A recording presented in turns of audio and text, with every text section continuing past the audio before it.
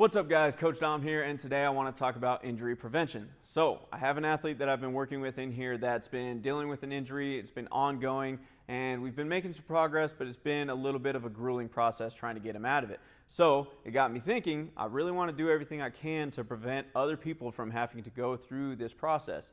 Now, unfortunately, injuries are definitely a part of sports, okay? Inevitably at some point, whether it's a small injury or a big injury, you're eventually going to have something happen.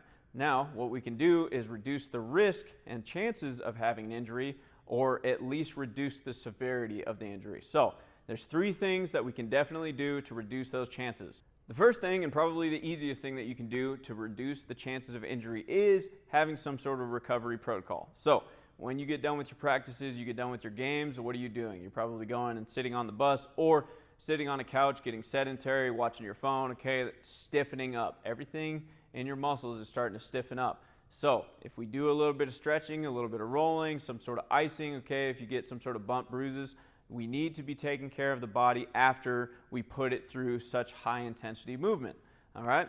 If we have super tight muscles, those tight muscles don't move as malleable as we need, especially when we get bumped and put into awkward positions. We try to move them quickly, and also those tendons that are attached to the muscles are not enjoying the constant stress that is being put on them while that muscle is tightening up, okay? So we want to reduce those sprains, those strains, and give our body the best chance at feeling fluid, feeling nice and loose and comfortable throughout our competition, all right? Number two is having some sort of strength training routine. Now, you may not have access to weights. Your high school may not have some sort of lifting program, but you can at least, at the very minimum, do body weight movements to try to make sure that you are strong enough and coordinated enough to do the movements that your body requires during your sporting event, okay? There's tons of high forces that are going through the body. There's lots of awkward positions. We need to make sure that we are strengthening the ligaments, the bones, the tendons, and the muscles to be ready for those impacts, okay? A football player, for instance, needs protection, okay? Protective muscle along with the strength to push off, to be in awkward positions, all right? You also have building the coordination to be able to land in a proper way or land when somebody's landing on top of you, okay? Basketball player goes up for a layup, gets bumped, lands in a weird way. We want to make sure that we are strong enough and coordinated enough to put our body in the right position to be successful at keeping our body healthy. Now, you may be saying, well, my PE coach has us lift once a week, or in the summers, our coach has us do a lifting program. It's not enough.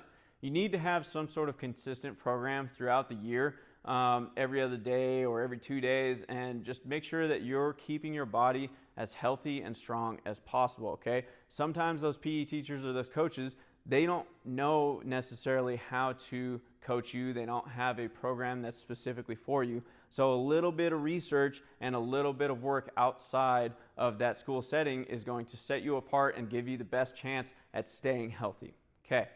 And number three is going to be nutrition and recovery, meaning sleep, okay? So, are you getting enough sleep at night?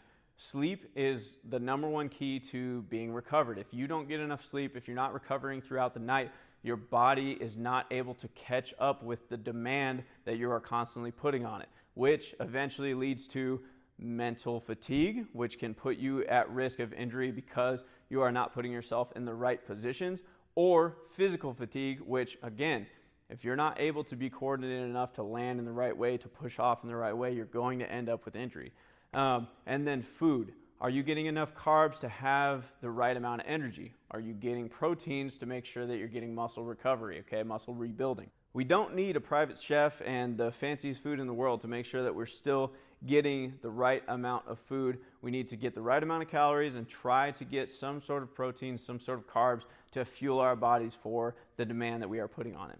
So I hope these quick little tips help. Please listen. I really want everybody to stay healthy this season or in this off season. And please reach out to me if there's anything that I can do to help you directly. All right? Thanks, guys. Peace.